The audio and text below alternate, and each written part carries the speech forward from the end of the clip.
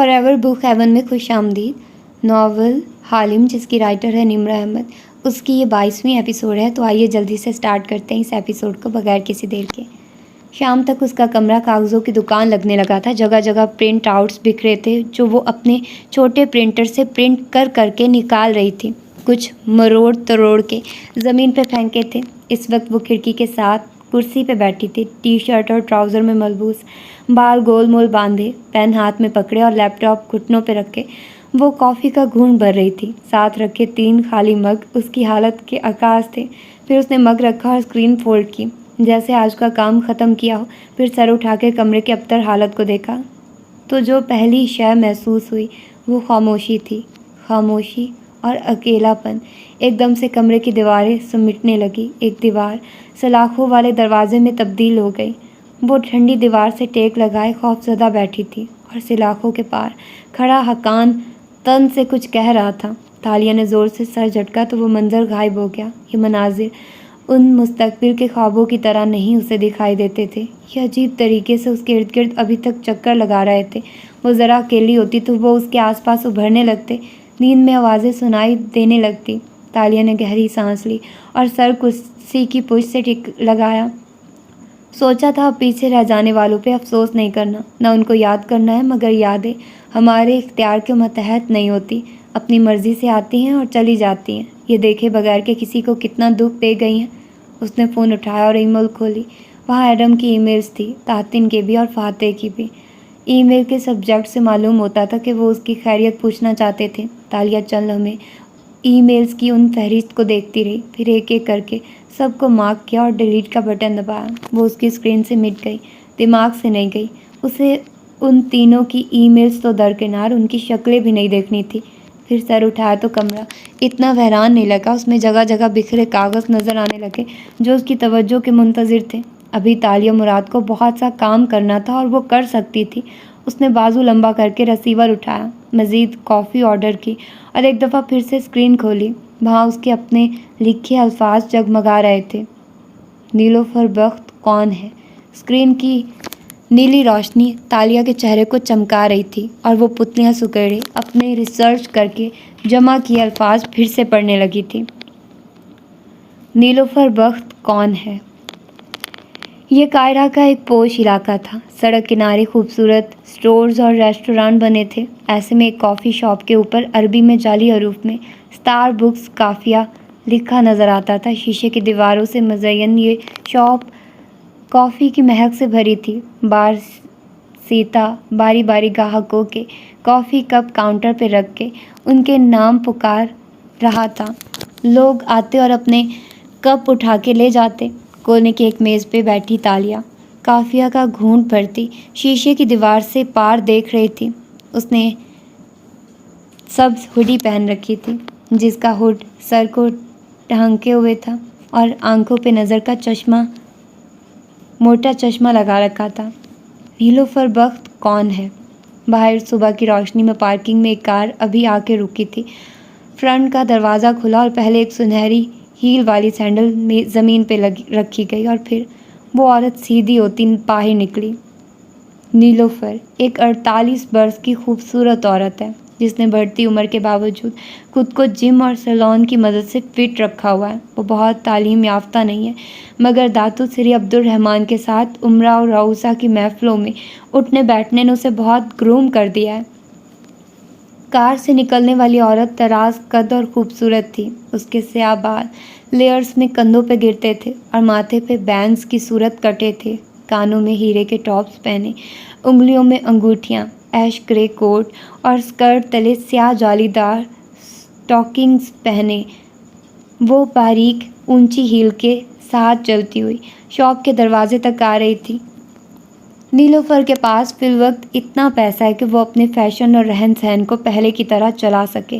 اس کے بہت سے مرد دوست اس کا خرچہ اٹھاتے رہتے ہیں، مگر اس کی ساری توقعات اپنی آنے والی کتاب سے جڑی ہیں جو چھپتے ہی اسے کئی ملین کما کے دے گی۔ اس لیے وہ ابھی تک فیشن پارٹیز اور کپڑوں جوتوں پہ پیسہ پہلے کی طرح ہی لوٹاتی جاتی ہیں۔ دکان میں داخل ہوتی عورت انڈین نقوش کی عامل تھی، بڑی سی آنکھیں، تیکھی ناک اور بے حد پرکشش مسکراہٹ کے ساتھ آنکھوں کو گھمانے کی خاص ادا جو شاپ میں داخل ہوتے ہی ہر مرد کو اس کی طرف متوجہ کر رہی تھی۔ کونھی پہ بیگ لٹکائے وہ اسی مغرور مسکراہٹ کے ساتھ چلتی ہوئی کاؤنٹر تک آئی۔ نیلوفر کی پہلے شوہر سے موجود بیٹی کالج میں پڑھتی ہے۔ نیلوفر روز اس کو کالج ڈراپ کر کے اسٹار بکس آتی ہے، کافی لیتی ہے اور یہاں سے اس کو اپنے آفس جانا ہوتا ہے۔ باہری سیتا مسکرا کے اس کا کپ اسے دے رہا تھا۔ نیلوفر نے گہری آنکھیں اس پہ مرکوز کیے کپ تھاما اور سرخ لپسٹک سے مزین ہونٹ ہلا کے تھینک یو کہتے ہوئے یو کو کافی لمبا کیا۔ باہری سیتا چیم کے مسکرا دیا اور سر کو خم دیا۔ آپ کی کافی آپ کے ہاتھوں تک پہنچی مادام، اور جانتے ہو میرے ہاتھوں کے اندر اور کیا مقید ہے؟ وہ کاؤنٹر پہ آگے کو جھکی اور نوجوان بارسیتا کی آنکھوں میں جھانکا۔ ان ہاتھوں میں میرے ملک کی حکومت کا تختہ الٹنے کی طاقت ہے۔ میرے قلم کی ایک جنبش سے کوئی تباہ ہونے والا ہے۔ مسکرا کے واپس سیدھی ہوئی تو بارسیتا مزید چیمپ گیا۔ نیلوفر اس وقت ساری کشتیاں جلا کے سرعام اپنی کتاب کا چرچا کرتی پھر رہی ہے۔ وہ جانتی ہے کہ کوئی اس کو مروا نہیں سکتا، کوئی اس کو ہاتھ بھی نہیں لگا سکتا، کیونکہ الزام صوفیہ رحمان پہ آئے گا۔ اس کے پاس اب کھونے کو کچھ نہیں رہا۔ کپ لے کر وہ مڑی اور ارد گرد کھڑے مرد گاہکوں پہ ایک مسکراتی نظر ڈالتی دروازے کی طرف بڑھ گئی، جہاں بہت سی نظریں اس کے تعاقب میں دیوانہ وار لپکی۔ وہاں ایک ادھیڑ عمر داڑھی والے صاحب نے افسوس سے استغفر اللہ اور دل میں کہا تھا کتنی فحشہ عورت ہے۔ اس کے نکلتے ہی کونے میں بیٹھی ہوڈ والی لڑکی اٹھی اور جیبوں میں ہاتھ ڈالے سر جھکائے باہر کی طرف بڑھی۔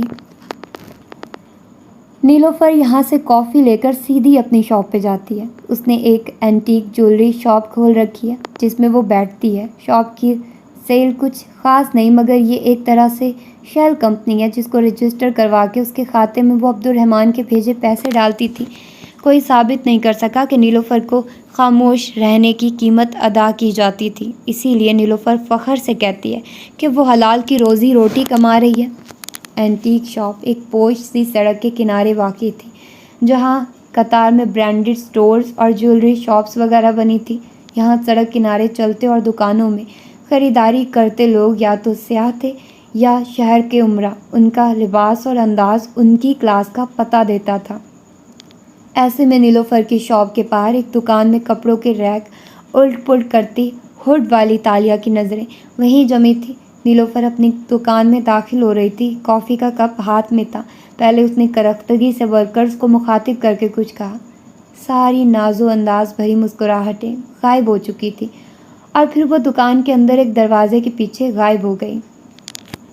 نیلوفر کا اسی دکان کے اندر ایک آفس موجود ہے جہاں وہ اگلے 2 گھنٹے تک کام وغیرہ کرتی ہے۔ وہاں سے نکل کے دوپہر میں وہ کسی نہ کسی ریسٹورانٹ جاتی ہے جہاں اس کی طرح کی کوئی فارغ خاتون دوست گوسپ کے لیے اس کا انتظار کر رہی ہوتی ہے۔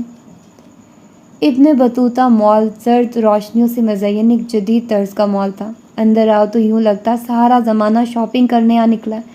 مال کے اندر ایک ریسٹورانٹ کی درمیانی میز پہ ویٹر دھواں اڑاتے پلیٹر رکھ رہا تھا۔ وہاں ایک ڈائی بالوں والی خاتون بہت دل جمی سے سامنے بیٹھی نیلوفر کی باتیں سن رہی تھی۔ صوفیہ رحمان اس وقت انگاروں پہ لوٹ رہی ہے، نیلوفر انگوٹھیوں والا اپنا ہاتھ نچا کے محظوظ انداز میں بتا رہی تھی۔ اس کی ساری حکومتی مشینری کو سمجھ نہیں آ رہا تھا کہ یہ عورت کا منہ کیسے بند کروائیں۔ یہ ایک عورت انگلی سے اپنی طرف اشارہ کیا، اگر بول پڑی تو اس کا سچ سارے ملیشیا کو الٹا کے رکھ دے گا۔ واؤ، تو کب شائع کر رہی ہو کتاب؟ وہ سوال مت پوچھو میری جان جن کے جوابات دینا ناممکن ہو، کیونکہ اس وقت میں اپنی کتاب کو خطرے میں نہیں ڈال سکتی۔ کوئی نہیں جانتا کہ وہ کہاں ہے اور اسے کون شائع کر رہا ہے۔ اس نے چھری کانٹے کو پلیٹ پہ چلاتے ہوئے معنی خیز انداز میں کہا، بس یہ جان لو کہ اب جب یہ شائع ہوئی نا تو ملیشیا کے لوگ اپنے آپ پہ شرمندہ ہو جائیں گے۔ وہ اپنے سیاست دانوں کے اعمال کے باعث کسی کو دنیا میں منہ دکھانے کے قابل نہیں رہیں گے۔ یہ بہت مزیدار فیلنگ ہے ہنی۔ ایک پورے ملک کی قسمت میرے ہاتھ میں ہے، جیسے چاہوں اس کو بدل دوں۔ میں اس وقت صوفیہ رحمان سے زیادہ طاقتور ہوں۔ وہ اپنے ہاتھ کو مٹھی میں کھول بند کرتی غرور سے بتا رہی تھی۔ نیلوفر بظاہر ایک بہادر اور پر اعتماد عورت کا امیج دیتی ہے، مگر عموماً ایسی عورتیں نفسیاتی مسائل کا شکار ہوتی ہیں۔ نیلوفر لنچ کے بعد اپنی بیٹی کو پک کر کے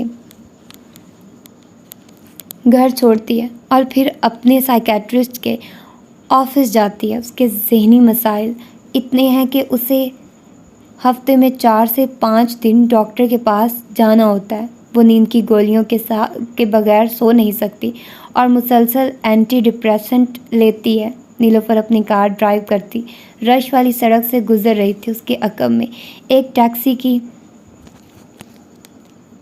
پچھلی سیٹ پہ بیٹھی ہوڈ والی لڑکی سر جھکائے ڈائری میں کچھ نوٹ کیے جا رہی تھی۔ سائیکیٹرسٹ کے پاس سے واپس آنے کے بعد وہ گھر جاتی ہے، جہاں اس کے گھر والے اس کے منتظر ہوتے ہیں۔ نیلوفر پھر رات تک گھر سے نہیں نکلتی۔ ایسی عورتیں اپنی نر اولاد کو خود سے دور رکھتی ہیں، اس لیے نیلوفر کے گھر میں صرف اس کی کم عمر بیٹی اور ماں رہتے ہیں، جبکہ ٹین ایج بیٹا امریکہ میں بورڈنگ اسکول میں پڑھتا ہے۔ ایک خوبصورت مگر چھوٹا سا بنگلہ رات کے اندھیرے میں اس کالونی میں کھڑا تھا۔ اس کے لان کی بتیاں اور کھڑکیاں روشن نظر آ رہی تھی۔ کچن کے جالی دار پردے سے اندر میز پہ اکٹھے ہو کے کھانا کھاتے لوگوں کے سائے دکھائی دیتے تھے۔ باہر تاریک سڑک پہ ایک درخت تلے کھڑی تالیہ غور سے ان افراد کو دیکھ رہی تھی۔ ایک نوعمر لڑکی، خود نیلوفر اور ایک معمر عورت۔ ان کے ہیولوں سے اتنا ہی ظاہر ہوتا تھا کہ وہ تینوں کسی بات پہ بحث کرتی کھانے میں مشغول تھی۔ یہ ویک ڈیز کا شیڈیول تھا۔ ویک اینڈز پہ البتہ نیلوفر رات کو پارٹیز یا کلب میں پائی جاتی تھی۔ ہر ماہ کم از کم ایک پارٹی تو نیلوفر بھی دیتی ہے اور فی الوقت وہ اپنے مرد دوستوں کا دیا پیسہ لٹا رہی ہے۔ اب سوال یہ تھا کہ اس ساری روٹین میں نیلوفر اپنی کتاب کب اور کہاں لکھتی تھی، کیونکہ ابھی تک نہ اس کے ہاتھ میں کہیں کاغذ قلم نظر آیا تھا اور نہ ہی وہ لیپ ٹاپ پہ ٹائپنگ کرتی دکھائی دی تھی۔ تالیہ کے ہوٹل کا کمرہ اس صبح پہلے سے بہتر حالت میں تھا۔ جہاں بجا کاغذات نہیں بکھرے تھے، بلکہ کھڑکی کے ساتھ ایک سٹینڈ رکھا تھا جس پہ فلپ چارٹ آویزاں تھے۔ وہ مارکر لیے کھڑی چارٹ پہ مختلف کھانے بنا کے کچھ لکھ رہی تھی۔ میں یہ سب تنہا بھی کر سکتی تھی، مجھے اس بد لحاظ آدمی کی قطعی ضرورت نہیں تھی۔ مارکر سے لکیر کھینچتے ناراضی سے سوچا، پھر سوچتی نظروں سے اس چارٹ کو دیکھا۔ نیلوفر کی کتاب کو اس کے ذہن سے نکالنے کے لیے اسے پہلے نیلوفر کے پبلشر کو ڈھونڈنا تھا۔ میں نے اس کو کچھ کہا کیوں نہیں؟ وہ میرے منہ پہ مجھے جادوگرنی کہہ گیا اور میں دیکھتی رہ گئی۔ شیم آن یو تالیہ، اس نے مارکر سے پبلشر لکھ کے سوالیہ نشان بنایا۔ اگر کتاب اگلے ماہ ریلیز ہو رہی تھی تو اب تک وہ پرنٹ میں جا چکی ہوگی۔ یہ سارا کام اس کا پبلشر خفیہ طور پہ کروا رہا تھا۔ کون تھا وہ پبلشر؟ ہیری پوٹر کی جادوگرنی، یہی کہا تھا نا اس نے مجھے۔ اسے نہ صرف نیلوفر کا منہ بند کروانا تھا بلکہ اس پبلشر کو بھی ڈھونڈنا تھا۔ اگر کوئی نیلوفر کی کتاب اس موقع پہ تباہ کر سکتا تھا تو وہ پبلشر تھا۔ وہی نیلوفر کو سمجھا سکتا تھا کہ یہ کتاب اتنے اسکینڈل سے بھری ہے کہ قانونی فرنٹ پہ ان دونوں کو متعدد کیسز کا سامنا ہو سکتا تھا۔ نیلوفر دیوالیہ ہو جاتی مگر تب تک صوفیہ رحمان بھی تباہ ہو چکی ہوتی۔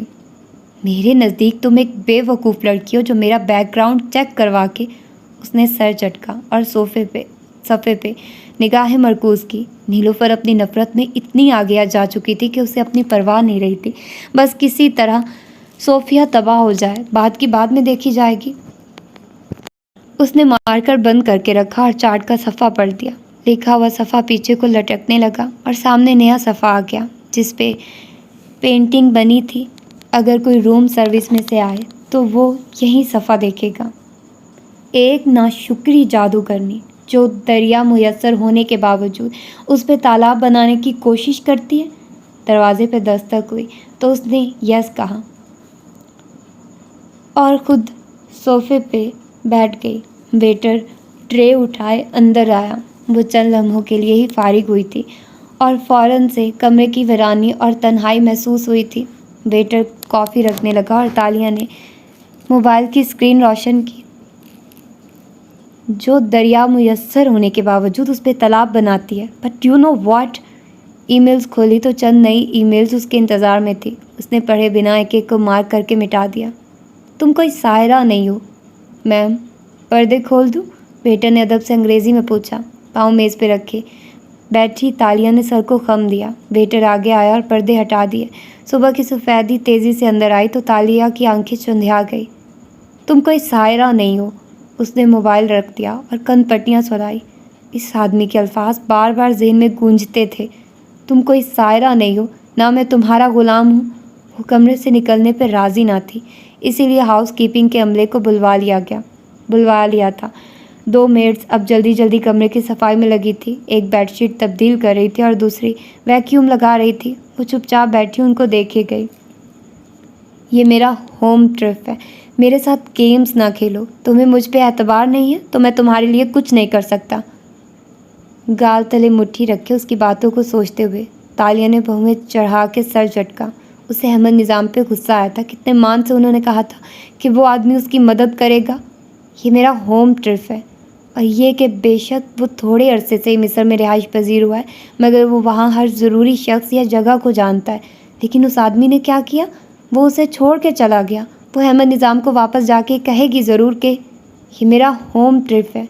तालिया के अबरू छंबे से इकट्ठे हुए। 1 मिनट, क्या कहा था अहमद निज़ाम ने? वो कुछ माह से मिस्र में मकीम है। तो फिर मिस्र उसका होम ट्रिप कैसे हुआ? ना वो मिस्री था, ना बरसों से वहाँ मकीम था। फिर उसने क्यों कहा कि ये उसका होम ट्रिप था? या वो कुछ और कह रहा था? दरिया के ऊपर तालाब, ट्रिप, हैरी पॉटर की जादूगरनी। वो तेज़ी से सीधी हुई और खिड़की से बाहर देखा। वो दरख्तों को नहीं देख रही थी, वो धूप में चमकते नीले तालाब को देख रही थी। सुनो, वो मुलाजमा की तरफ घूमी। वैक्यूम करती औरत ने सर उठा के उसे देखा और वैक्यूम का बटन ऑफ किया। जी। कायरा में उसका दिमाग तेज़ी से काम कर रहा था। कायरा में कोई ऐसी जगह है जहाँ दरिया के ऊपर तालाब बना हो? दरियाए नील के ऊपर तालाब? वो मुलाजमा नासमझी से उसे देखने लगी। अलबत्ता तकिए का गिलाफ चढ़ाती दूसरी मुलाजमा ने फ़ौरन कहा, दरियाए नील पे मसनूही तालाब तो नहीं होते, लेकिन वो सांस रोके मुंतज़िर थी। दरिया में जो क्रूज़ शिप्स चलती हैं उनके अरशे पे स्विमिंग पूल बने होते हैं और इन तालाबों के साथ घास के मसनूही ट्रिफ भी बने होंगे, है ना? मेड ने सर हिलाया। जी, ये क्रूज़ शिप पूरे होटल होते हैं और उनके अरशे पे ट्रिफ, स्विमिंग पूल, रेस्टोरेंट सब होता है। और स्याह इन बहरी जहाज़ों में कमरा लेकर उसको अपना घर बना के रहते हैं, है ना? वो समझने वाले अंदाज में सर हिला रही थी। Home trip? कितने क्रूज़ शिप होंगे इस वक्त नील के दरिया में? बहुत से हैं, मगर ये पूल और ग्रास ट्रिप वगैरह सिर्फ लग्जरी जहाज़ों पे होते हैं। Thank you. उसने झट से लैपटॉप खोला और कीबोर्ड पे उंगलियां चलाने लगी। दरिया पे तालाब, होम ट्रिप। वो उसको अपनी लोकेशन बता रहा था कि जब वो उस पर एतबार करने के काबिल हो जाए तो उसे ढूंढ ले, ताकि दौलत साहब के ताक़ुबकार अगर सुन भी रहे हैं तो कुछ जान ना पाए। क्या वो आदमी कोई बात सीधे तरीके से नहीं कह सकता था? स्क्रीन पे अब दरियाए नील में चलने वाली लग्जरी शिप के नामों की फहरिस्त जगमगा रही थी। ये तो बहुत सारे नाम थे। उसका दिल डूबा। वो इन्हीं में से एक पे उसे मिलेगा, मगर वो कैसे मालूम करे कि जहान का होम इनमें से कौन सा था? उसने बेचैन नज़रें स्क्रीन पे ऊपर से नीचे दौड़ाई। Alexander the great, Nile कुडीज cruise, Zohra Nile cruise, दादा mess दोम Nile cruise, Minerva cruise. वो खुले दिल से मुस्कुरा दी। वो उसे मिनर्वा क्रूज़ पे मिलेगा। मिनर्वा, मेक गांगाल, हैरी पॉटर की एक जादूगरनी का नाम था। उसने मुस्कुराते हुए लैपटॉप बंद किया और अपनी चीज़ें समेटने लगी।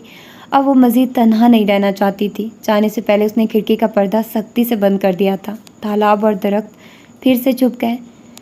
नील का दरिया किसी सांप की तरह भूरे खुश्क टेलों के दरमियान से गुजरता था। कहीं कहीं इन टेलों के दरमियान सब किनारे सब्ज़े से भरे होते और यूँ लगता कि भूरी ज़मीन के दरमियान बहते दरिया के अतराफ में बारीक सा सब्ज़ बॉर्डर बना है। दरिया का पानी इस वक्त सूरज की रोशनी में चमक रहा था। उसके साहिल पे एक बड़ा सा बहरी जहाज़ खड़ा था जिससे लोग उतर रहे थे। बहरी जहाज़ मुस्ततील था, बिल्कुल जैसे कोई मुस्ततील इमारत हो। दूर से उसकी कतार दर कतार खिड़कियाँ दिखाई देती थी।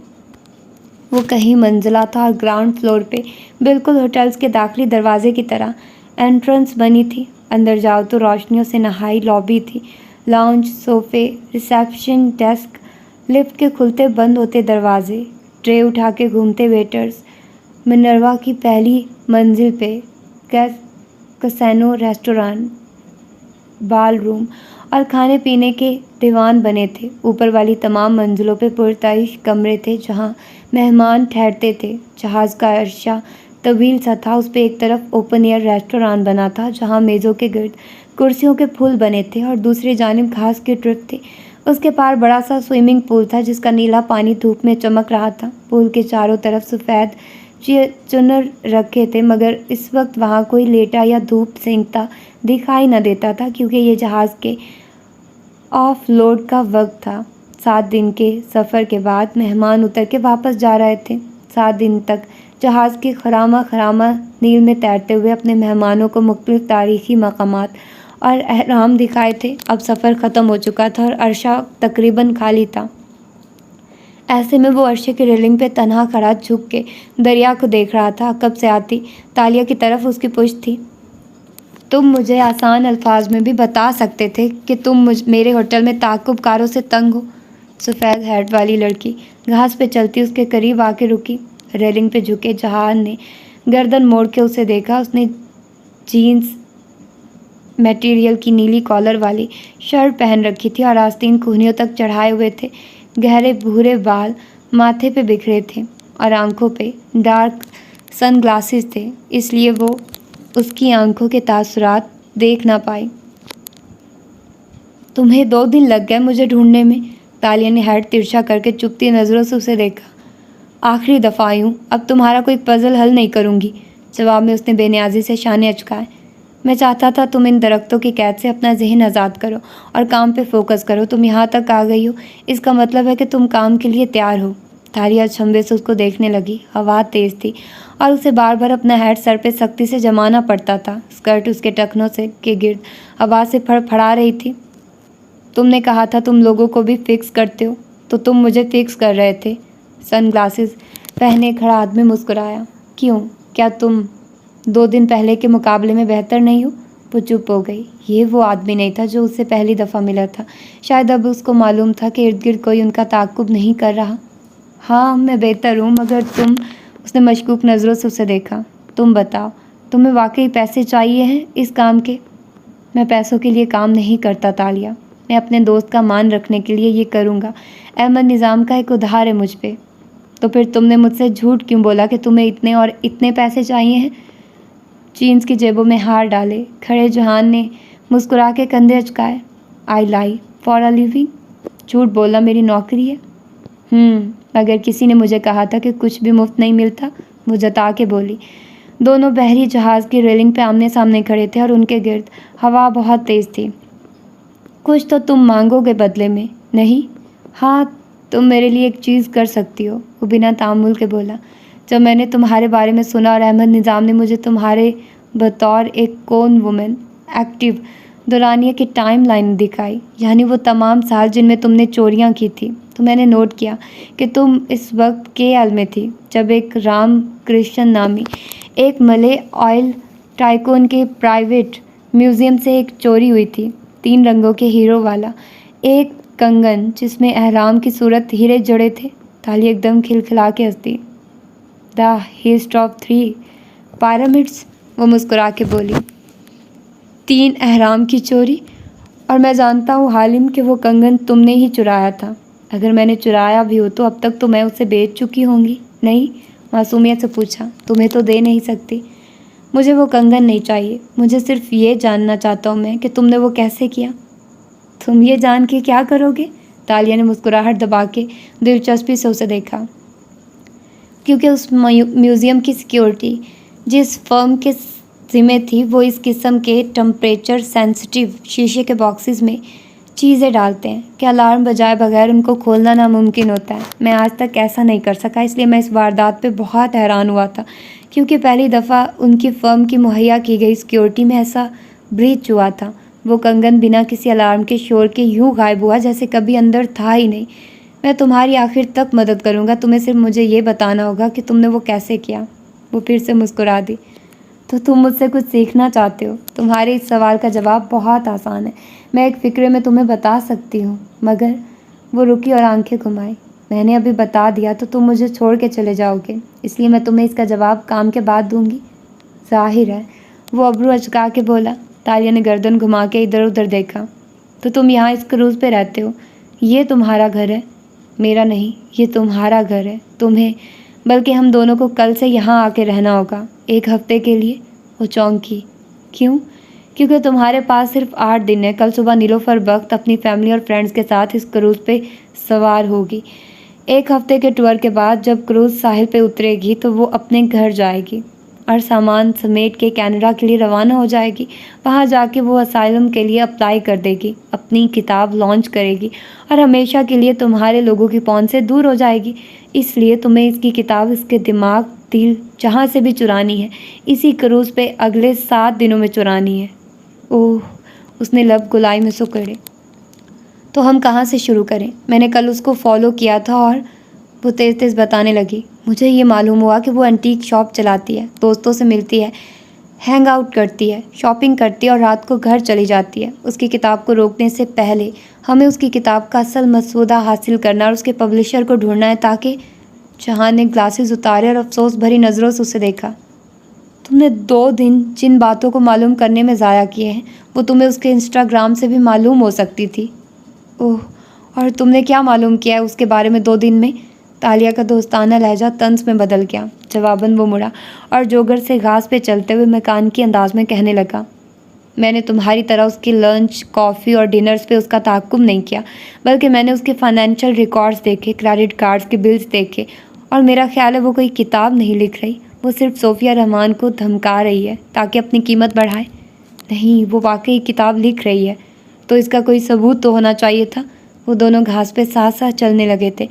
मैंने उसकी बैंक स्टेटमेंट में किताब की एडवांस रॉयल्टी के नाम पे कोई पेमेंट नहीं देखी, बल्कि उसको कोई बड़ी पेमेंट मिली ही नहीं है। उसके फ़ोन रिकॉर्डर्स में किसी पब्लिशर या लिटरेरी एजेंट का नंबर नहीं है। फिर वो उनसे व्हाट्सएप या ईमेल पे राब्ता करती होगी। मगर वो इसको सुने बगैर बोले जा रहा था। उसके घर जो डाक मौसूल होती है, उसमें किसी घोस्ट राइटर, सहाफ़ी या पब्लिशर का एड्रेस नहीं था। मुझे लगा शायद कोई उसकी जगह किताब लिख रहा हो, कोई घोस्ट राइटर, मगर नहीं।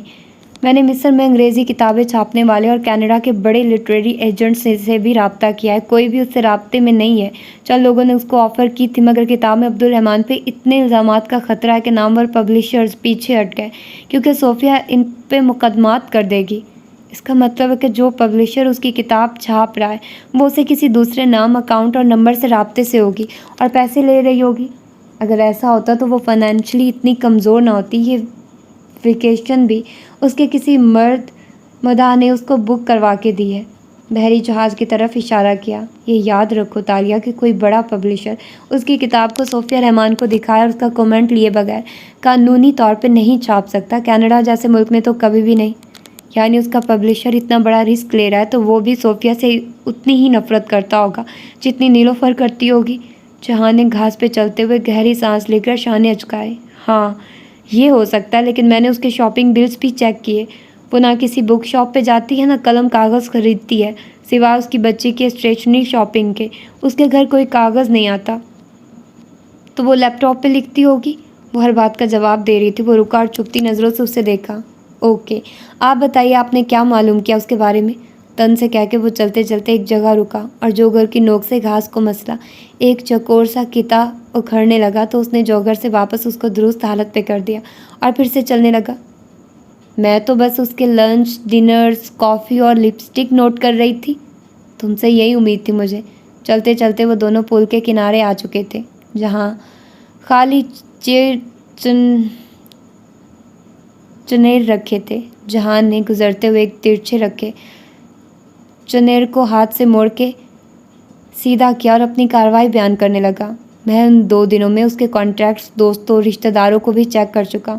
اگر وہ بک پبلشنگ کے لیے کینیڈا جا رہی ہے تو وہاں موجود اس کا کوئی جاننے والا اس کے پبلشر سے آگاہ نہیں ہے۔ اگر وہ واقعی کتاب لکھ رہی ہے تو اس کتاب کی دوسری کاپی اس کے پبلشر کے پاس ہوگی، مگر پبلشر کون ہے اور کہاں ہے؟ واو، تمہیں 2 دن میں اس کے بارے میں بہت کچھ معلوم ہو گیا۔ تم ویسے کرتے کیا ہو؟ جیبوں میں ہاتھ ڈالتے چلتا جہان مسکرایا اور نظریں ترچھی کر کے اسے دیکھا۔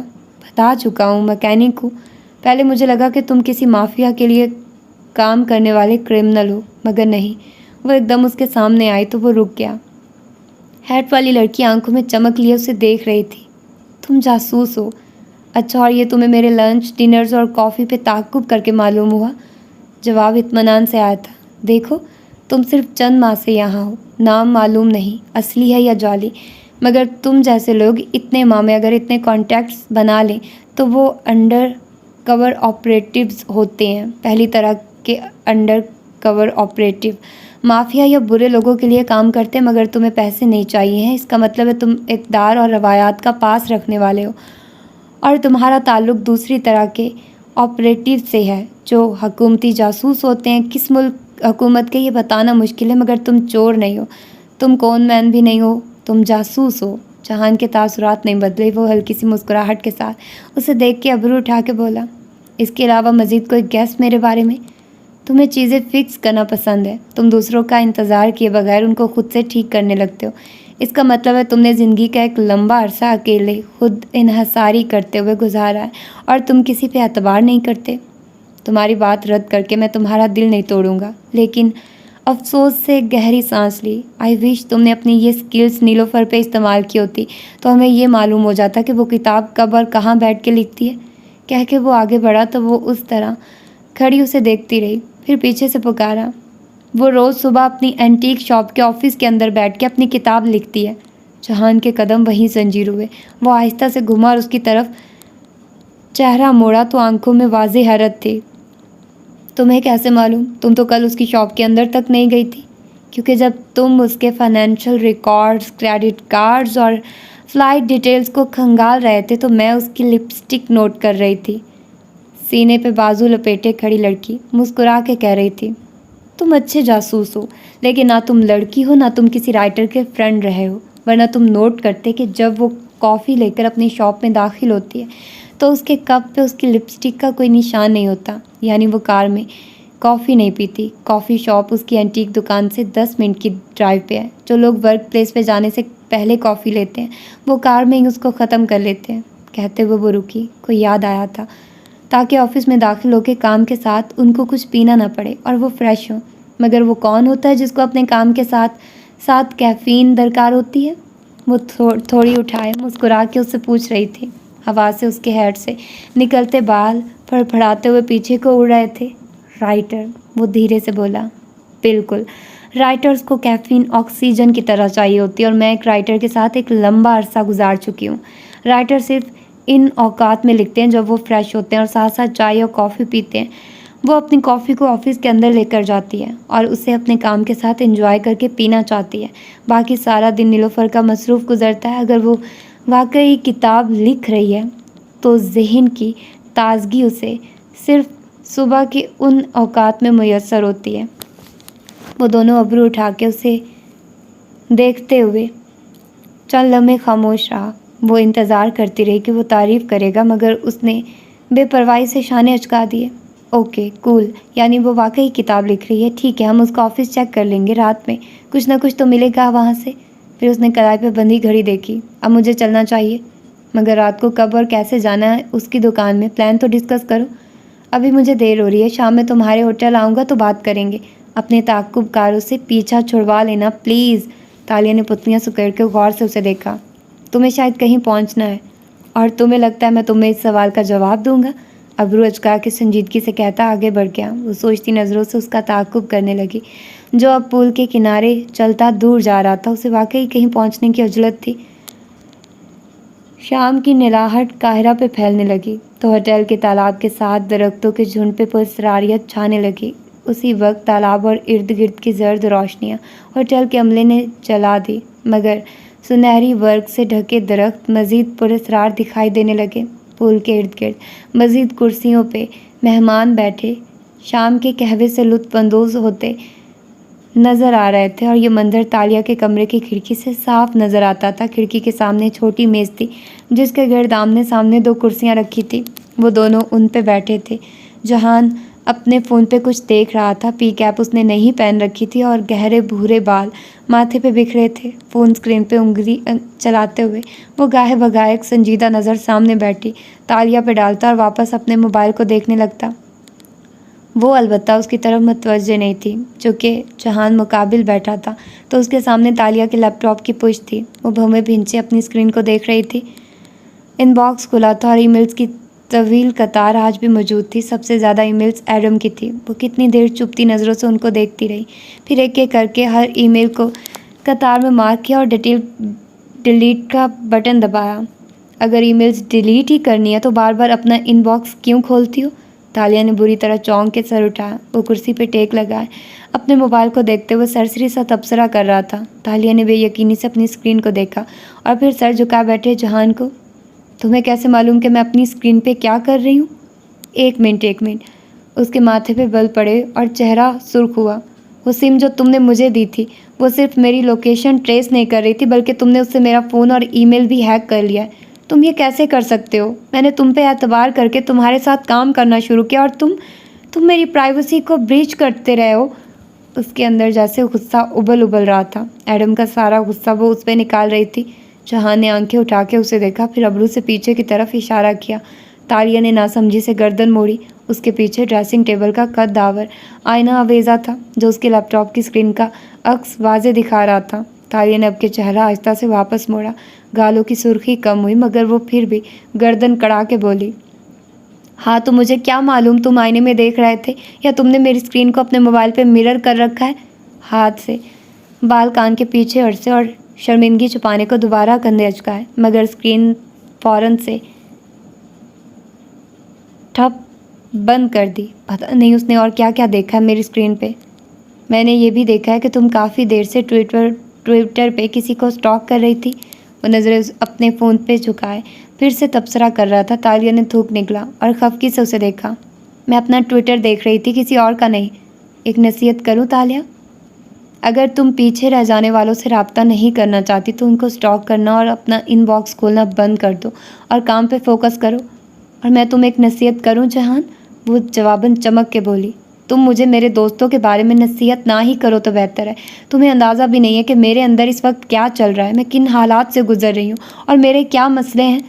جہان کی موبائل پہ چلتی انگلیاں تھمیں، آنکھیں اٹھا کے بے تاثر نظروں سے اسے دیکھا۔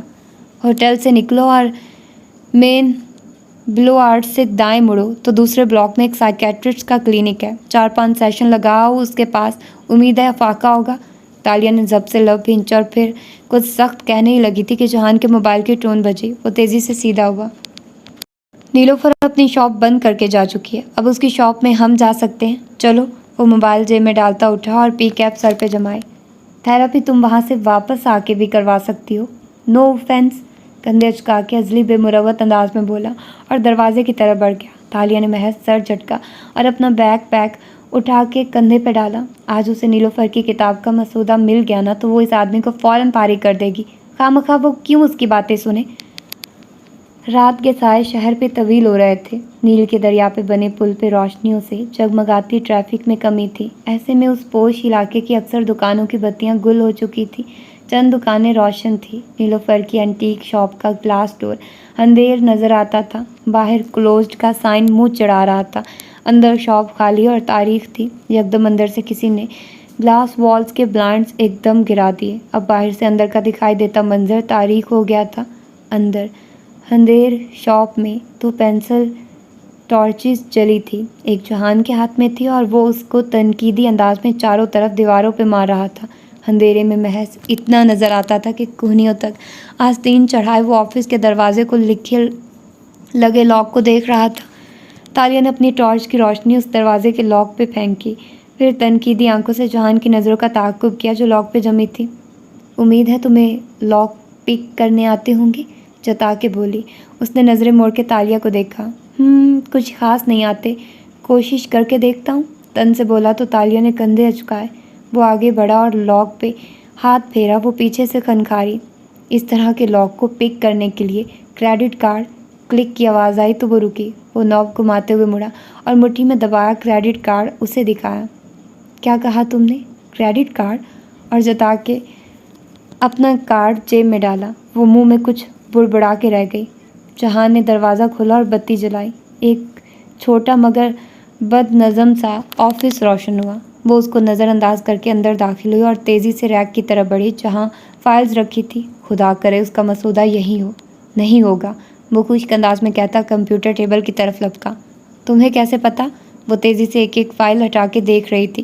وہاں کاغذات کے ڈھیر لگے تھے، کیونکہ اس کے کریڈٹ کارڈ یا دوسرے بلز میں کسی بک شاپ سے کاغذات منگوانے کا ریکارڈ نہیں ہے۔ وہ قلم کاغذ لکھنے والے رائٹرز میں سے نہیں ہے۔ وہ کمپیوٹر اسکرین کو روشن کیے چیئر سنبھال چکا تھا۔ تالیہ نے پڑھ کے تلخی سے اسے دیکھا۔ مجھے بھی معلوم ہے کہ وہ ایسے ہی اپنا مسودہ نہیں چھوڑ دے گی۔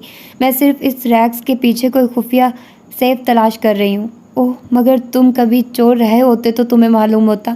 وہ پنجوں کے بل نیچے بیٹھی ریکس کے پیچھے دیوار پہ ہاتھ پھیر رہی تھی، جیسے ٹٹول کے محسوس کر رہی ہو۔ جہان نے جواباً صرف سر جھٹکا اور روشن مانیٹر کی طرف توجہ مبذول کر دی۔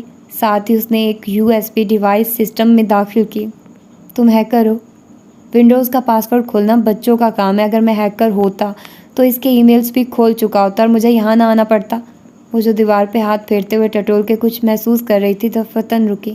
اسے ایک آواز آئی تھی، قدموں کی آواز، جیسے ربڑ کے گیلے جوتوں سے چلو تو اس میں پھنسے پانی کے باعث چہ چہ کی آواز آتی ہے۔ قدموں کی آواز، باری باری اٹھتے قدم۔ شش! وہ تیزی سے اٹھی۔ جہان نے چونک کے گردن موڑی۔ وہ لبوں پہ انگلی رکھے سننے کی کوشش کر رہی تھی، آنکھوں میں چوکنا پن تھا۔ تم نے سنی یہ آواز؟ خاموشی چھا گئی تو وہ دھیرے سے بولی، پھر تیزی سے باہر نکلی۔ دکان اندھیر تھی۔ اس نے بلائنڈ کی جھری سے باہر جھانکا۔ سڑک سنسان تھی۔ دکان کا دروازہ بھی اندر سے بند تھا، جیسے ابھی جہان نے کیا تھا۔ پھر وہ قدموں کی آواز کس کی تھی؟ وہ الجھن سے پلٹی تو جہان پیچھے کھڑا تھا۔ ایک دم اسے سر پہ کھڑے پا کے اسے ہلکا سا جھٹکا لگا، پھر گہری سانس لی۔ کیا ہوا؟ مجھے لگا کوئی ہمارے تعاقب میں آ رہا ہے۔ اگر تمہیں کوئی خفیہ سیف نہیں مل رہا تو بہانے نہ بناؤ اور مجھے کام کرنے دو۔ میرے پاس پوری رات نہیں ہے ضائع کرنے کو، سختی سے کہہ کے وہ مڑا اور اندر چلا گیا۔ تالیہ نے پریشانی سے گردن موڑ کے اندھیر دکان کو دیکھا۔ اسے واقعی آواز سنائی دی تھی۔ ایک دفعہ پھر وہ ریکس کے پیچھے دیواریں ٹٹولنے لگی۔ وہاں کوئی خفیہ سیف نہ تھا۔ اس نے کاغذات الٹائے پلٹائے۔ وہ دفتری حساب کتاب کی فائلز تھی، دراز کھولے اور چیزیں کھنگالی۔ کچھ بھی قابل ذکر نہیں تھا۔ وہ البتہ ابھی تک کمپیوٹر پہ لگا تھا۔ اس کی پشت تالیہ کی طرف تھی۔ وہ ریک میں کتابیں اور فائلز واپس جوڑ رہی تھی جب اس نے دوبارہ وہی آواز سنی، گیلے ربڑ کے جوتوں سے فرش پہ قدم اٹھانے کی آواز۔ وہ چونکی۔ کوئی ہے جہان؟ اس نے چونک کے گردن ادھر ادھر موڑی۔ سنو، کوئی قدم اٹھا رہا ہے۔ کمپیوٹر کی بورڈ پہ چلتی اس کی انگلیاں تھمی۔ وہ آہستہ سے مڑا، غور سے اس کا چہرہ دیکھا، پھر کھڑا ہوا اور اسے اشارہ کیا، بیٹھو، باہر کوئی ہے۔ تمہیں آواز نہیں آ رہی کیا؟ تالیہ، وہ ذرا نرمی سے بولا، کوئی آواز نہیں ہے، ادھر بیٹھو۔ مگر مجھے سنائی دے رہی ہے۔ اس نے پریشانی سے دروازے کو دیکھا۔ مجھے چیک کرنے دو۔ وہ آگے بڑھنے لگی۔ جب وہ آواز بند ہو گئی اس نے بے بسی سے اسے دیکھا۔ میری سینسز بہت شارپ ہیں، مجھے واقعی آواز سنائی دی تھی، لیکن میں ابھی تمہارے پیچھے آ کر کھڑا ہوا تو میرے قدموں کی آواز تمہیں نہیں آئی تھی؟ وہ سن ہو گئی، بالکل شل۔ ادھر بیٹھو۔ اس نے کرسی آگے کی تو تالیہ کے کندھے ڈھیلے پڑے۔ وہ دھیرے سے کرسی پہ بیٹھی۔ جہان نے ایک دوسری کرسی کھینچی اور اس کے سامنے بیٹھا، پھر غور سے اس کے سراسمہ الجھے چہرے کو دیکھا۔ کوئی آواز نہیں آ رہی ہے، یہ صرف تمہارے دماغ میں ہے۔ اس نے لب کھول کے کچھ کہنا چاہا، مگر وہیں درختوں کے جھنڈ والی کیفیت خود پہ طاری ہونے لگی۔ وہیں جیل کا کمرہ، حقان سلاخوں والا دروازہ۔ اسے لگا اس کے ہاتھ کپ کپانے لگے ہیں۔ میرا خیال ہے تمہیں PTSD ہے، وہ اتنی نرمی سے کہہ رہا تھا کہ چند لمحے وہ اس کو پہچان بھی نہ سکی کہ یہ وہی آدمی تھا۔ ٹراما کے بعد کا سٹریس ڈس آرڈر، اسی لیے میں نے تمہیں مشورہ دیا تھا۔ लड़की के भाग जाओ यहाँ से और ख़ुद को फिक्स करो, वरना गवर्नमेंट तो तुम्हें हमेशा इस्तेमाल करती रहेगी। ये तुम्हें कभी आज़ाद नहीं करेंगे। तुम किसी ट्रॉमा से गुजरी हो और तुम्हें ये जॉब लेने से पहले अपने आप को ज़हनी तौर पे तंदुरुस्त करना चाहिए था। मैं कपकपाते हाथ सख्ती से बाहम जकड़ के गुस्से से उसे देखा। तुम्हें लगता है मेरे पास ऑप्शन है? तुम्हें लगता है मैं यहाँ खुशी से काम कर रही हूँ? अगर तुम्हें अपने दोस्तों की ईमेल्स पढ़नी चाहिए थी। दोस्त ऐसे होते हैं दोस्त? उसका चेहरा एहसास से तौहीन से सुर्ख हुआ। मैं कैद में थी और वो तीनों अपनी ज़िंदगी गुजार रहे थे। मुझे ढूंढने मेरे पीछे कोई नहीं आया। जहान, कहाँ थे मेरे दोस्त जब मैं मुश्किल में थी? उन्होंने मेरे लिए कोशिश क्यों नहीं की? वो सेफ हाउस को ढूंढ सकते थे, दातिन ढूंढ सकती थी, एडम मेरे लिए आवाज़ उठा सकता था, और वान फाते वो एक दफ़ा मेरे लिए कोशिश तो करते, मगर कोई नहीं आया। हर कहानी की एक दूसरी साइड भी होती है। हो सकता है उनकी कोई मजबूरी हो। और मजबूरी? My foot! वो दबा दबा सा चिल्लाई। एक इंसान पे जेल में क्या बीतती है जब उसे उसके अपनों से दूर कर दिया जाए, उसे मारा जाए, उसे रोज़ ज़हनी टॉर्चर से गुजारा जाए तफ्शीश के नाम पे। तुम अंदाज़ा भी नहीं कर सकते। वो जो कुर्सी पे आगे को झुके बैठा था, चल हमें खामोशी से उसका चेहरा देखता रहा, फिर सर को अस्बात में खम दिया। वाकई मैं अंदाज़ा कैसे कर सकता हूँ? तालिया ने नफ़ी में सर हिलाया। उसकी आंखों के गोशे भीगने लगे। कोई नहीं आया मेरे लिए, कोई नहीं आया तालिया को बचाने। अगर वो लोग इस हाल में होते तो तालिया उनके लिए आती। तालिया उनके लिए कई दफ़ा आ भी चुकी है। मैं उन सबको उनके मसलों से निकाल के लाई हूँ, और जब मेरी बारी आई तो मैं अकेली थी। मैं दोस्तों के लिए किस हद तक जाती हूँ और वो एक हद भी ना फलांग सके। कैसे दोस्त हैं मेरे? वो नफ़ी में सर हिलाती सदमे से कह रही थी। मैं उनमें से किसी की शक्ल भी नहीं देखना चाहती अब। हो सकता है उन्होंने तुम्हारे लिए कोशिश की हो। नहीं की, किसी ने नहीं की। और जानते हो कौन कोशिश करता मेरे लिए? वो गीली आंखों से उसे देख के बोली, मेरे बापा मुराद राजा। सिर्फ वो शख्स कोशिश करता मेरे लिए। गलत या सही, वो किसी भी तरह से मुझे इस जहन्नुम से निकालने की कोशिश करता। वो नीम रोशन कमरे में 2 कुर्सियों पे आमने सामने बैठे थे और वो उसे गौर से देख रहा था। तो वो क्यों नहीं आए? तालिया चल में उसका चेहरा देखती रही। वो इस दुनिया में नहीं है। ओह आई एम सॉरी। तालिया ने हौले से सर झटका। ताज़ियत करने वाले को वो अपने जुमले का मतलब नहीं समझा सकती थी। मेरे दोस्तों के नज़दीक मेरा बाप एक बुरा इंसान है। वो भी ठीक है। मेरे बाप ने अपने लोगों से गद्दारी की, अपने मुफाद के लिए अपने दुश्मन से जा मिला। अगर मैं एडम को कहूँ कि मुझे अपने बापा से मोहब्बत है तो वो मुझ पर हैरान होगा। शायद वो मुझे नापसंद करने लगे। तुम्हारा बाप के गद्दार होने में तुम्हारा कसूर नहीं है तालिया। हमारे बाप हमें रिफाइन नहीं करते, हमारे अपने अमाल करते हैं। वो आहिस्ता मगर मजबूत लहजे में बोला। तालिया ने दुख भरी आंखों से उसे देखा। तुम नहीं समझ सकते, मुझे अपने बापा से बहुत मोहब्बत है, मगर मैंने उनको छोड़ दिया था। फिर भी अगर उनको मालूम होता कि मैं कैद में हूँ तो वो मेरे लिए आते। वो हल्का सा मुस्कुराया।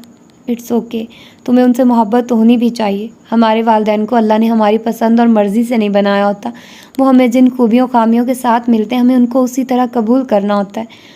हमारे दुनिया में आने से पहले भी उनकी एक ज़िंदगी थी जिसके बारे में हम कभी नहीं जान सकेंगे, और हमारी भी एक ज़िंदगी है जिसको वो कभी नहीं जान सकेंगे। हम दोनों को एक दूसरे को जैसा वो है उसी की बुनियाद पे उससे मोहब्बत करनी होती है। लेकिन दोस्त एक दूसरे से ऐसी गैर मशरूत मोहब्बत नहीं कर सकते। शायद इसीलिए मेरे दोस्त मेरे लिए नहीं आए, क्योंकि वो मुझ जैसी कौन वुमन के साथ अपने नाम को दागदार नहीं करना चाहते थे। वो तकलीफ़ से कह रही थी। उसकी सियाह आंखों की नमी उसके कर्ब को ज़ाहिर करती थी। वो चल में खामोशी से उसके चेहरे का मुतालिया करता रहा, फिर थोड़ी तले मुट्ठी रखी और उसी तरह आगे को झुके बैठे कहने लगा, अहमद निज़ाम कहते हैं तुम खुद को बंगा राया मलायो कहती हो। मलाया का फूल? मैं हूँ भी। गीली सांस नाक से उकेड़ के अंदर खींची और टूटे फूटे फ़ख्र से गर्दन कड़ानी चाहिए, मगर आंखों की नमी वो कुछ नहीं करने दे रही थी। नहीं तालिया, वो सोचते हुए उसे देख के कह रहा था, तुम दरख्त हो। और मैंने एक दफ़ा एक नज़म पढ़ी थी जिसने मुझे ये बताया था कि अगर इंसान दरख्त जैसा है तो उसके कुछ दोस्त पत्तों जैसे होते हैं। बज़ाहिर खुशनुमा लगने वाले ये पत्ते अपनी खुराक उसी दरख्त से चूस रहे होते हैं, और जैसे ही सख्त मौसम आता है वो सबसे पहले झड़ जाते हैं। वो मध्यम आवाज़ से कह रहा था और वो नम आंखों से उसे देख रही थी। कुछ दोस्त शाखों की तरह होते हैं। वो ये दावा करते हैं कि वो तुम्हारे साथ रहेंगे और तुमसे कभी यानी दरख्त से सारी तवानाई और खुराक लेकर जब ये फैलने लगते हैं तो समझते हैं कि ये दरख्त का कद और शान बढ़ा रहे हैं। हालांकि ये सिर्फ खुद को बढ़ा रहे होते हैं। ये मौसम की सख्ती बर्दाश्त कर लेते हैं, मगर कोई दूसरा आके उन पे दबाव डाले तो उसका वज़न नहीं सह सकते और टूट के गिर जाते हैं। ऐसी कमज़ोर शाखें भी इन खुशनुमा पत्तों की तरह बेकार होती हैं। तुम्हें इन दोनों की ज़रूरत नहीं है। और तीसरी किस्म के दोस्त, वो जड़ों की तरह होते हैं। वो तुम्हारे कदम मजबूत करते हैं। मौसम की तब्दीली या लोगों की बातें कोई भी उन पे असर नहीं करती। वो तुम्हें तुम्हारी ज़मीन से जोड़े रखते हैं। उनको कोई नमूदो नुमाइश या तारीफ़ नहीं चाहिए होती। वो तुमसे कोई फ़ायदे नहीं लेते। वो बस तुम्हें गिरने से बचाने के लिए वहाँ मौजूद होते हैं। तुम्हें तालिया ये डिसाइड करना है कि तुम्हारे कौन से दोस्त पत्ते हैं, कौन शाख और कौन तुम्हारी जड़ है। और मैं ये फ़ैसला कैसे करूँ? तुम फ़िलहाल PTSD से गुज़र रही हो, डिप्रेशन में हो, और अगर मैं अच्छी मुसलमान होती तो मैं इस कैफियत से दुआओं और इबादतों से निकल आती, है ना? उसने तल्खी और खुदतरसी से कहा तो वो हल्का सा मुस्कुराया। डिप्रेशन का ताल्लुक़ आपके अच्छे मुसलमान होने या ना होने से नहीं है। ये एक बीमारी है। मजहबी लोग तुम्हें बताएंगे कि ये खुदा से दूरी का नतीजा है और ये नमाज कुरान से ठीक हो जाएगा, मगर ऐसा नहीं होता। दुआ हर चीज़ के लिए ज़रूरी है, इसमें भी करनी चाहिए, मगर जैसे बुखार से कैंसर तक हर जिस्मानी बीमारी के लिए हम स्कॉलर्स की बजाय डॉक्टर्स के पास जाते हैं, वैसे डिप्रेशन या PTSD का इलाज ज़रूरी होता है। अल्लाह के ज़िक्र से दिल को सुकून मिलता है, मगर ये दिमाग की बीमारी है। तुम्हें थेरापी की ज़रूरत है। तुम चाहते हो मैं थेरापी करवाऊँ? यहाँ इस मुल्क में? उसने आंखें रगड़ी और खफकी से बोली। वो घुमा फिरा के बात वहीं ले आया था कि साइकेट्रिस्ट से चेक करवाओ। हाँ, तुम्हें एक श्रिंक की ज़रूरत है जो तुम्हें फ़िक्स कर सके, मगर तुम्हारे जैसे जहन वाले इंसान का मसला ये होता है कि वो किसी आम शख्स की बात नहीं सुनता। तुम्हें किसी ऐसे श्रिंक की ज़रूरत है जो जानता हो कि तुम्हारे जैसी ज़िंदगी गुजारना कैसा होता है। मुख्तलिफ नाम, मुख्तलिफ शनाख्तें, हर कदम पे झूठ, अपनी जान बचाने के लिए भागते रहना और हर मिनट पकड़े जाने के खौफ से लड़ना, एक अंधे रास्ते पे मुसलसल चलते रहना। उसने कर्ब से आंखें बंद की तो तालिया ने गीली पलकें रगड़ के गौर से उसे देखा। और तुम जानते हो ये सब कैसा महसूस होता है? जहान ने आंखें खोली और धीरे से इस बात में सिर हिलाया। तुम मुझे अपना श्रिंक बना सकती हो। तुम्हें जो भी कहना है मुझे कह दिया करो। आखिर में मैं तुम्हें तुम्हारे दोस्तों के बारे में किसी फैसले पे पहुंचने में मदद दूंगा। मैं पहले ही तुम्हारे बारे में काफ़ी कुछ जानता हूँ और कैद के बाद का PTSD भी समझ सकता हूँ। तुम्हें अपने मुल्क और दोस्तों से दूर एक आउटलेट चाहिए जहाँ तुम अंदर उबलती सारी फ्रस्ट्रेशन को निकाल सको। ट्राई मी, क्योंकि मुझे राज रखने आते हैं, वो नरमी से कह रहा था। वो इस दौरान पहली दफ़ा मुस्कुराई और नम आंखों से उसे देखा। तुम्हारी कोई फैमिली है जहान? दोस्त, घर वाले हैं? उसने दोस्ताना अंदाज में पूछा। जवाब में उसने गहरी सांस ली। है, नहीं थे। मुझे बचपन में मेरे माँ बाप ने अबंडन कर दिया था। मैं यतीम खाने में पला बड़ा, दोस्त नहीं बनाए, मगर कॉलेज में एक लड़की पसंद थी मुझे। एक हादसे में उसकी डेथ हो गई। चूँकि मैं ड्राइव कर रहा था तो खुद को जिम्मेदार समझने लगा। इस दुख से निकलने में मुझे अरसा लगा, इसलिए ना शादी की ना दोबारा दोस्त बनाए। वो सादगी से बता रहा था। तालिया चुपचाप उसे देखे गई। तुम झूठ बोल रहे हो। जाहिर है मैं झूठ बोल रहा हूँ। मैं तुम्हारा श्रिंक हूँ। तुम मेरी श्रिंक बनने की कोशिश ना करो। सोचना भी मत कि मैं तुम्हें अपने बारे में कुछ बताऊँगा। रखाई से कह के उठ गया तो उसने खफकी से नज़रें उठा के उसे देखा। मैं खुद ही जान लूँगी। तुम्हारे इस मेलो ड्रामे में बहुत वक्त ज़ाया हो गया है। चलो उठो और अब काम करो। उठो, ये मेरी जगह है। दोबारा ज़ोर से कहा तो वो जल्दी से उठी। जहान ने संजीदगी से घड़ी देखते हुए कुर्सी संभाली और कंप्यूटर की तरफ मुतवज्जे हो गया। वो आंखें रगड़ के जल्दी जल्दी रैक के कागजात देखने लगी। उसके कंप्यूटर पे कुछ नहीं है, ईमेल पासवर्ड्स तक नहीं है, ना ही कोई वर्ड फाइल है, मगर वो स्क्रीन को देख के कह रहा था। ब्राउज़र हिस्ट्री में गूगल ड्राइव का लिंक बार बार दिखाई दे रहा है। नीलोफर काफ़ी स्मार्ट है। वो गूगल ड्राइव पे किताब लिख रही है और इसी तरह पब्लिशर से शेयर करती होगी ताकि डाटा किसी भी कंप्यूटर या लैपटॉप के बजाय सिर्फ गूगल पे महफूज रहे। और इस साल से तो गूगल की सिक्योरिटी इतनी टाइट हो चुकी है कि ड्राइव को हैक करना बहुत मुश्किल है। यहाँ आना बेकार ही रहा। वो कंप्यूटर ऑफ करते हुए तल्खी से कह रहा था। बेकार नहीं रहा, ये देखो। वो चौंक के मुड़ा तो देखा। तालिया एक मैगज़ीन खोले खड़ी थी। वो उठा और उसके साथ आ खड़ा हुआ। फिर उस रिसाले को देखा। वो मलेशिया का एक सियासी मैगज़ीन था और उसके सरवर पे दातू श्री अब्दुर्रहमान की तस्वीर थी। तस्वीर पे सुर्ख पेन से बेतहाशा कांटे लगा के चेहरा मसक किया गया था। तालिया धीरे धीरे सफ़े पलटा रही थी। हर वो सफ़ा जहाँ عبد الرحمن اس کی پہلی بیوی اور صوفیہ کی تصویر ہوتی، وہاں سرخ کانٹے لگے ہوتے، اتنی دفعہ رگڑ رگڑ کے کھینچی سرخ لکیروں نے کہیں جگہ سے صفحے کو پھاڑ بھی دیا تھا۔ اس میں کیا خاص بات ہے؟ وہ اس خاندان کی نفرت میں ہی کتاب لکھ رہی ہے، سب کو معلوم ہے۔ تالیہ نے میگزین بند کیا اور سنجیدہ چہرہ اٹھا کے اسے دیکھا۔ نہیں، یہ صرف نفرت نہیں ہے، کوئی صرف نفرت میں یہ نہیں کرتا، یہ غصہ، نفرت، انتقام سب کچھ ہے۔ اور جو عورت اس طرح 2 سال سے دانتوں سرے کے خلاف روز 1 گھنٹے لگا کے کتاب لکھتی ہے، اس عورت کو ہم خاموش نہیں کرا سکتے، پیسہ دے کر یا ڈرا دھمکا کے اس کے ذہن سے اس کتاب کو نہیں نکال سکتے، ہم نیلوفر بخت کو نہیں روک سکتے، تو ہمیں اس کے پبلشر کو روکنا ہوگا۔ وہ سمجھ رہا تھا، ہاں اب ہمیں نیلوفر کے پبلشر کو استعمال کرنا ہوگا، اور اس سب کے لیے ہمیں پہلے یہ معلوم کرنا ہے کہ اس کا پبلشر ہے کون۔ وہ جتا کے کہہ رہا تھا۔ خاموش، نیم روشن آفس کی دیواریں ان دونوں کو دیکھ رہی تھی، جو واپس اسکوائر 1 پہ آ کھڑے تھے جہاں سے شروع ہوئے تھے۔ نیلوفر بخت کا پبلشر کون تھا جو ہر ممکنہ ہر جانے کے خطرے کو نظر انداز کیے اس کی کتاب چھاپنے کو تیار تھا، جو سب کچھ داؤ پہ لگا کے عبد الرحمن کے خاندان کو تباہ کرنے کے لیے نیلوفر کا ہم رکاب ہو؟ ایسا شخص کون ہو سکتا تھا؟ اس سوال کا جواب دونوں میں سے کسی کے پاس نہیں تھا۔ آفس کی دیواریں بھی اپنے راز چھپائے خاموشی سے کھڑی تھی۔ نیل کا پانی اس صبح دھوپ سے چمک رہا تھا۔ دریا کے وسط میں ساحرہ منروا اپنے پورے حجم کے ساتھ تیرتی دکھائی دے رہی تھی۔ جہاز پہ سوار مہمان کمروں میں بیٹھے کھڑکیوں سے پانی کو دیکھتے سفر سے لطف اندوز ہو رہے تھے۔ ایسے میں اگر کسی کو وسط سفر میں سوار ہونا ہوتا تو وہ چھوٹی سی کشتی میں آتا اور جہاز میں سوار ہو جاتا، مگر یہ سہولت بہت مشکل سے میسر آتی تھی۔ البتہ یہ جہان کو یہ آسانی سے حاصل تھی، کیونکہ اس کا کہنا تھا کہ یہ اس سے روز دوپہر میں شہر واپس جانا ہوگا 2-3 گھنٹے کے لیے۔ کیوں؟ تمہارا ہر روز ایسا کیا کام ہوتا ہے شہر میں؟ وہ دونوں تالیہ کے کمرے میں آمنے سامنے کھڑے تھے اور وہ مشکوک انداز میں پوچھ رہی تھی۔ وہ ابھی آیا تھا، جبکہ وہ صبح سے اس کا انتظار کر رہی تھی۔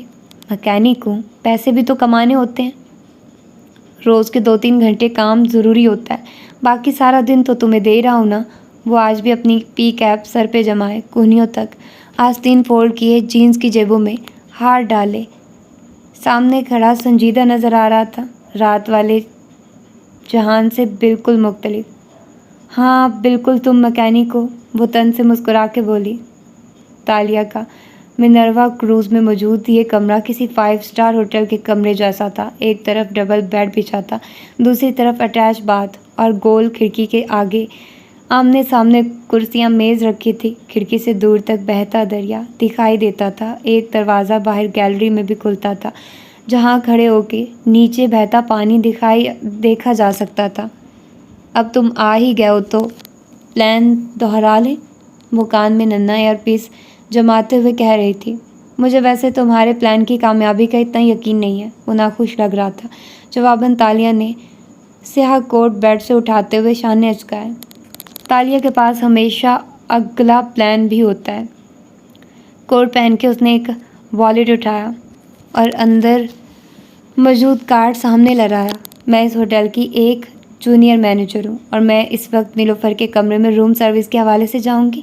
وہ کمرے میں نہیں ہوگی بلکہ ہوٹل کی چھت پہ۔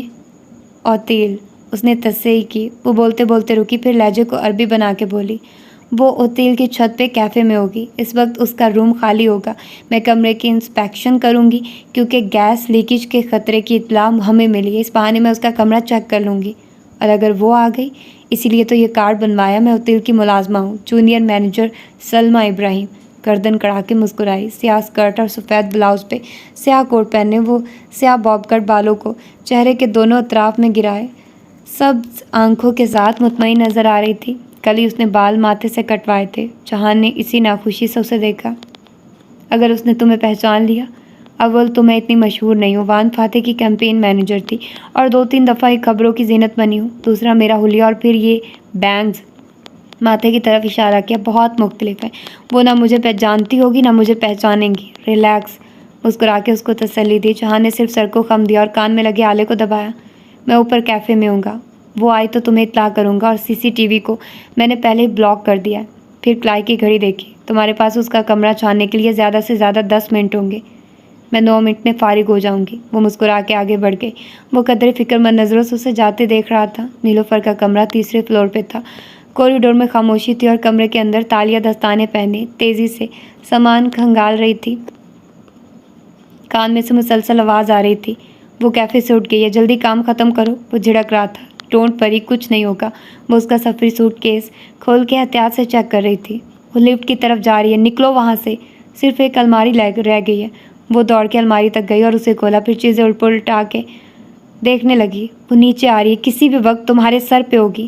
میرے کان میں مت چیخو، میں یہ پہلی دفعہ نہیں کر رہی۔ وہ تیز تیز کچھ کاغذات کی موبائل سے تصاویر بنا رہی تھی۔ پھر وہ کمرہ بند کر کے باہر نکلی، کوٹ ٹھیک کیا اور کوریڈور میں آگے بڑھی ہی تھی کہ سامنے سے نیلوفر آتی دکھائی دی۔ تالیہ بظاہر سر جھکائے میسج ٹائپ کرتی چلتی گئی۔ نیلوفر کے پیچھے کوریڈور کے سرے پہ کیپ والا آدمی جیبوں میں ہاتھ ڈالے کھڑا فکر مندی سے ادھر ہی دیکھ رہا تھا، مگر سچ شکر کہ نیلوفر نے تالیہ کو اپنے کمرے سے نکلتے نہیں دیکھا تھا۔ وہ تالیہ کو کراس کر کے اپنے دروازے تک چلی گئی، پھر ایک دم رکی اور مڑی۔ تالیہ کے کان اس کے قدموں کی آہٹ پہ لگے تھے۔ اس نے موبائل جیب میں ڈالا اور اپنا مینیجر والا کارڈ بروقت نکالنے کے لیے جیب پہ ہاتھ رکھا۔ تالیہ، یہ تم ہو نا؟ تالیہ مراد؟ نیلوفر کی چہکتی آوازوں سے سن کر گئی۔ اس کا ہاتھ کوٹ کی جیب پہ ٹھہر گیا۔ نیلوفر اس کی پشت پہ تھی، ہیل سے ٹھک ٹھک چلتی اس کے پیچھے آئی۔ تالیہ کو مڑنا بھی نہیں پڑا اور نیلوفر بخت خوشگوار حیرت بھرا چہرہ لیے اس کے سامنے آئی۔ تم تالیہ ہو نا، وان فاتح کی مینیجر؟ اور پہلے اس کی باڈی وومن بھی تھی۔ تالیہ نے آنکھوں کی پتیاں سکیڑ کے اسے دیکھ کے پہچاننے کی کوشش کی، پھر چہرے پہ ایک دم حیرت لے آئی۔ ارے آپ نیلوفر ہے نا؟ نیلوفر بخت، آف کورس۔ نیلوفر آگے بڑھی اور اس کو گلے لگایا۔ اس سے ملتے ہوئے تالیہ نے دور کھڑے جہان کو دیکھ کے آنکھیں بے یقینی سے پھیلائے، ہونٹوں کو بے آواز I had no idea کے الفاظ میں گھمایا۔ اس نے ملامتی نظروں سے تالیہ کو دیکھتے سر جھٹکا۔ تالیہ گلے مل کے الگ ہوئی اور اگلے ہی لمحے مسکرا کے بولی، مادام نیلوفر، اتنا اچھا لگ رہا ہے آپ سے مل کے، میں تو آپ کی بہت بڑی فین ہوں اور مجھے بھی تم بہت پسند ہو۔ یہ بالوں کو کیا کیا؟ خیر اچھے لگ رہے ہیں اس طرح بھی۔ آؤ میرے ساتھ کافی پیو، کیفے چلتے ہیں یا میرے روم میں؟ آپ کا روم ٹھیک رہے گا۔ نیلوفر بڑی محبت سے اس کا ہاتھ پکڑے اسے کمرے کی طرف لے جانے لگی۔ تالیہ نے ایک بے بس نظر کونے پر ڈالی، وہ وہاں نہیں تھا، البتہ اس کے کان میں اس کی غصے بھری آواز گونجی تھی، اگلی دفعہ جب میں کسی کام سے روکوں تو سن لینا۔ تو یہ تھی اس کی آج کی ایپیسوڈ، یقیناً آپ لوگوں کو پسند آئی ہوگی۔ تو ملتے ہیں اس کی اگلی ایپیسوڈ میں، اپنا ڈھیر سارا خیال رکھیے گا۔ اللہ حافظ۔